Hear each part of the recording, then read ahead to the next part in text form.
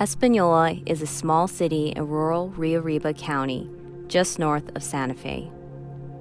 Its population of roughly 10,000 includes a large Hispanic community that relies largely on the Los Alamos National Lab for employment and struggles with a high poverty rate. According to federal statistics, Espanola consistently ranks among the top in the nation in drug overdoses. It is tough to find another American city that has 43 drug-related deaths per 100,000, compared with the national average of 7.3. For decades, Espanola has been plagued with violent crime, drug addiction, and more importantly, lack of opportunity and resources.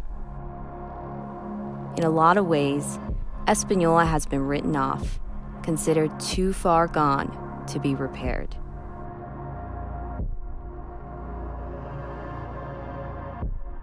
In 2001, I became addicted to drugs, cocaine and heroin. And that kind of stems from a lot of different things. It's because I was experimenting with it since high school, and then I think kind of reality kind of hit, and then all these pressures of life kind of hit. And for me, it was kind of like an escape out of all of that, to a point where it got me.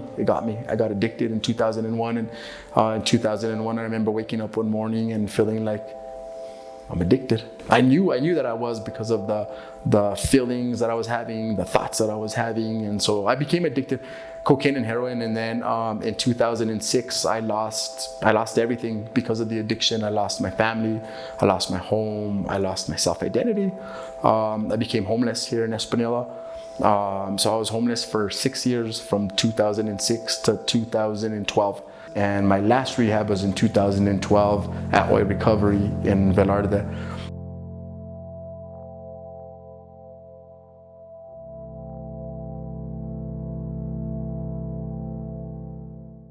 I'm the executive director of the Oil Recovery Program in Velarde, New Mexico. Once that neurological pathway is formed in the brain, it's so thick that now it fades, but it never goes away. So that's why they say it's a chronic disease. So what happens is, you think back at my friends, let's go back to when I was growing up. At age 15, we were experimenting with hard drugs, some more than others, and it got hold of them. And so you're talking about starting cocaine and crack at 15, jumping into heroin at 16, and going on that pattern until you're 30 or 40 or 63. Think of that pathway in the brain that forms because of that, because of the release and the manipulation of the neurotransmitters from the drug, and the habitual pattern of behavior that it takes to day in and day out get the drug. Okay, so this is all embedded neurologically in this cowlick pathway in the brain throughout time. But most of our calls are EMS, and with the drug epidemic, we do have a lot of overdoses. We do have a lot of ETOH, which are alcohol calls where people are intoxicated, overdoses on heroin or pills, an opioid substance. How many arrests do you think you get a week with heroin?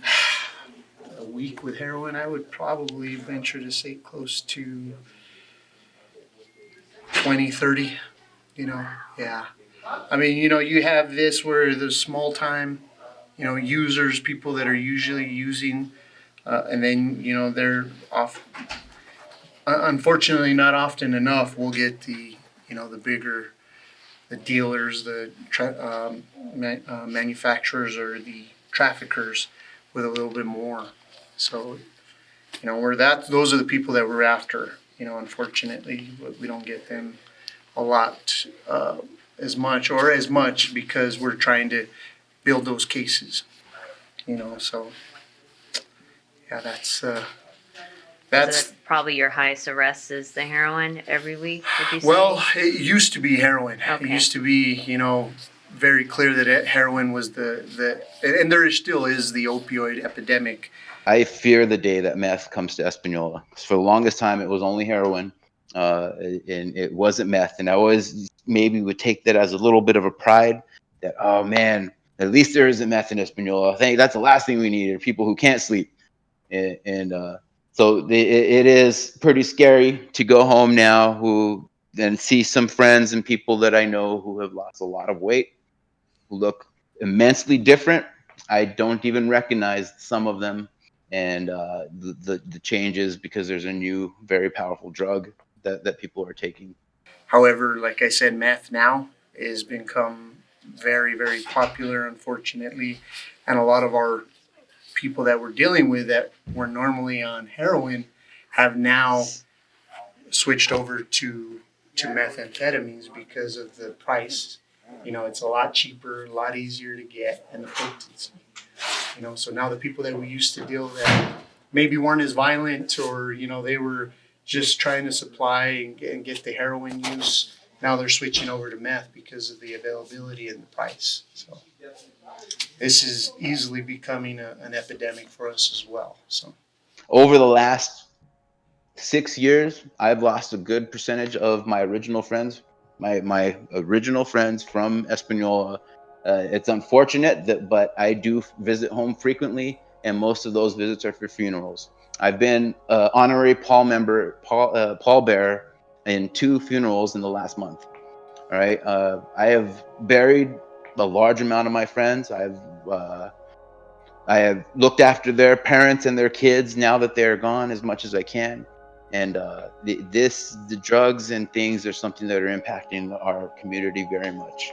You have a town now that has been overrun by this epidemic for years and years and decades that, we haven't been able to get a good grasp on it yet. And so I think it's kind of had that mentality of, well, we can go over there and do our drugs and nobody will bother us, and there's not enough police presence, it's almost, I truly feel that people, the drug users, think that it's okay to do it here in Espanola when it's not okay to do it elsewhere. We see a lot of things, especially with the drug epidemic, with the opioid epidemic. As a firefighter, we see some horrible situations and bad situations. I love working in that environment and trying to help these people help.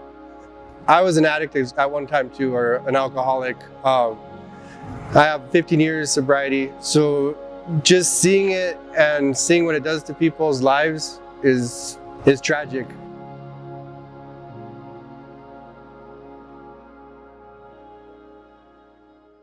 But then you have to treat while they're here the trauma that they may have seen. So you're treating the substance use disorder and you're teaching them through evidence-based practice about what that is. What does it mean when you say it's a disease? How does it form? Okay, and so we go through that here. We let them know why they make certain decisions impulsively when they're out there panhandling, when they're out there and they don't have a warm bed to go to because the family can't deal with it anymore. Why do they continue to go and steal from the loved ones that they don't want to hurt? It's because of the neurological disease that hijacks that prefrontal cortex area of the brain, and it causes you to work in that midbrain area, that fight or flight area, saying, I need this or I'm going to die. And decisions are just made. So you have these kids that are self-medicating, doing these things, and by the time we start dealing with them at 18, they're already full-blown addicts. And you ask these kids and these adults, when did you start doing this?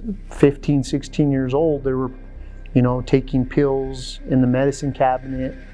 I don't know how many times I've talked to people that said they shot up their first time when they were 15 or 16 because they had a family member that was doing it. We gathered data from Presbyterian Hospital, from Brenda over there, Brenda Romero. And she gives us data on babies that are being born exposed to opioids.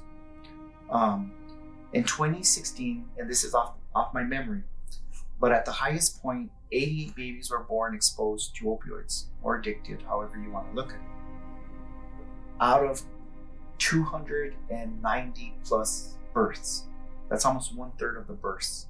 So if they're born into this environment and they're seeing this happening day in and day out, then yes, it's going to cause them to be around it. One, easy access to grab a pill, easy access to grab marijuana. They see their parents doing it, so behavior is learned.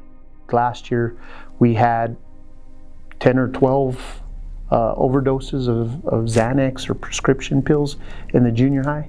You know, it was insane, you know, and so we're definitely having our kids impacted at a younger age. I know how easy it is to fall into a situation like drug addiction and how hard it is to get out of it.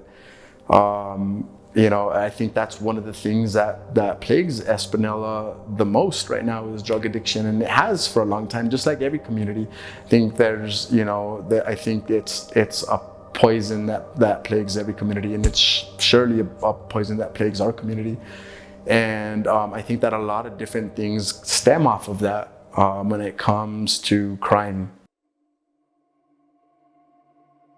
It's been 48 hours since 5-year-old Renesmee Calzada was reported missing from her Española home. I think I kind of went to work with a little bit different mentality. I knew I was going to see the devil every day, and I kind of prepared myself for that. But it does break my heart. No little child nobody should have to go through anything like that. 45 there behind the Rock Christian. Cameron was fatally shot last week on Highway 68 near Espanola. Including violent crime, I would have to say we're probably close to 1,000 a year, easily.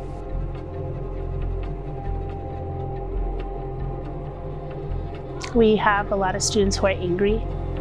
They're angry because they're hungry. They're angry because they couldn't sleep last night. They're angry because mom and dad are fighting. They're angry because someone's in jail. They're angry because they don't know their place.